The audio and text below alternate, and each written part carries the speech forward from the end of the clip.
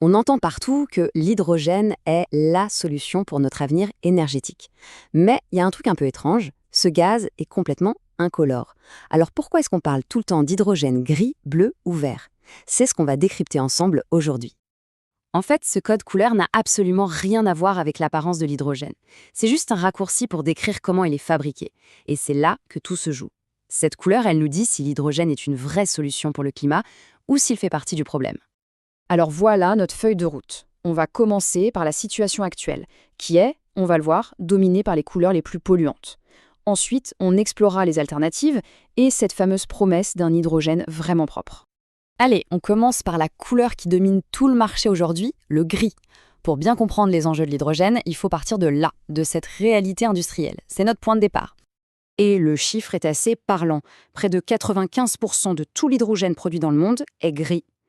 Ça veut dire quoi? Ça veut dire que sa production repose quasi entièrement sur les énergies fossiles. C'est la norme, la base de référence à laquelle on va comparer toutes les autres couleurs.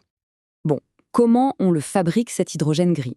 Avec un procédé au nom un peu barbare, le vaporéformage du méthane. Pour faire simple, on prend du gaz naturel, on le chauffe très très fort avec de la vapeur d'eau pour en gros casser les molécules et en sortir l'hydrogène.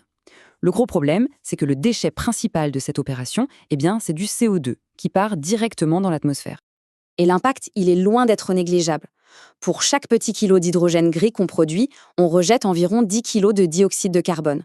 C'est une empreinte carbone vraiment énorme qui fait de cette méthode un vrai contributeur au réchauffement climatique.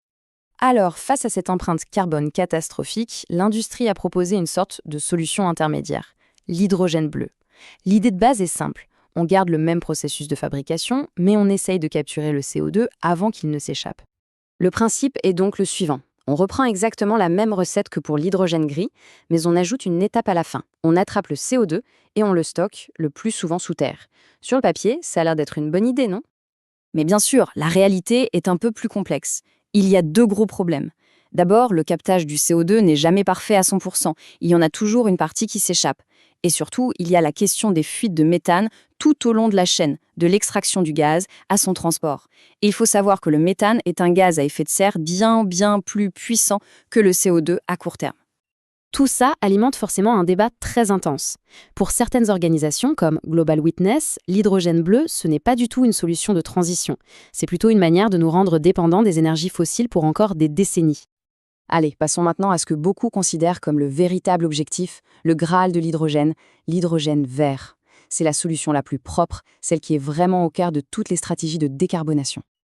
Là, on change complètement la recette. Fini le gaz fossile, on part de l'eau. Le procédé s'appelle l'électrolyse.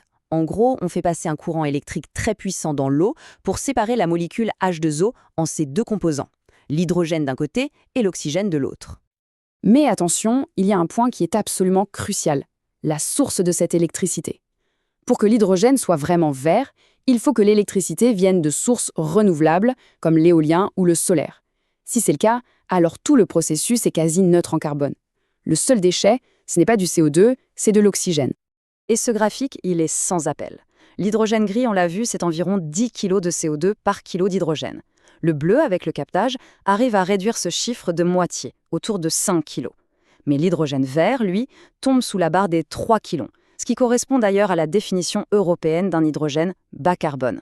La différence est juste spectaculaire. Bon, on pourrait se dire que l'affaire est pliée, le vert a gagné. Mais ce serait un peu trop simple. Pour avoir une vision vraiment complète, il faut regarder au-delà du CO2 et s'intéresser à l'ensemble du cycle de vie. Et là, on découvre d'autres impacts. Parfois, là où on s'y attend pas. Ce genre de graphique peut faire un peu peur, mais il raconte une histoire intéressante. Chaque ligne de couleur représente un impact environnemental différent. Prenons juste un exemple, la ligne marron, tout en bas, c'est l'épuisement des minéraux.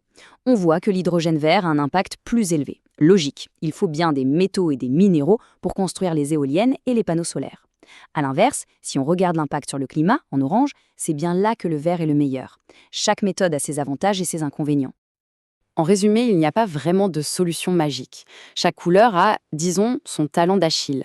L'hydrogène vert consomme des ressources minérales. L'hydrogène dit rose, produit à partir du nucléaire, a un impact lié aux radiations.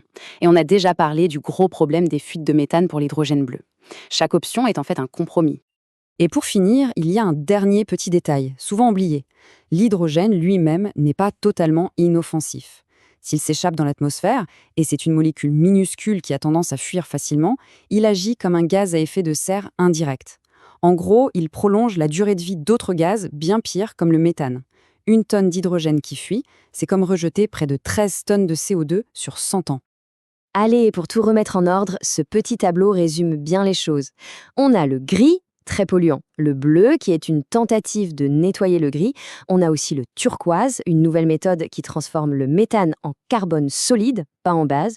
Et bien sûr, le vert, notre idéal, à base d'eau, sans oublier le blanc, de l'hydrogène qu'on trouverait naturellement dans le sol, une piste très prometteuse pour l'avenir. La question finale reste donc entière. Cet arc-en-ciel de l'hydrogène nous montre qu'il n'y a pas une seule et unique réponse, mais plutôt une série de compromis complexes, à la fois technologiques et environnementaux. Le vrai défi, ce n'est peut-être pas de choisir une seule couleur, mais plutôt d'apprendre à composer la bonne palette pour dessiner un avenir énergétique qui soit vraiment durable.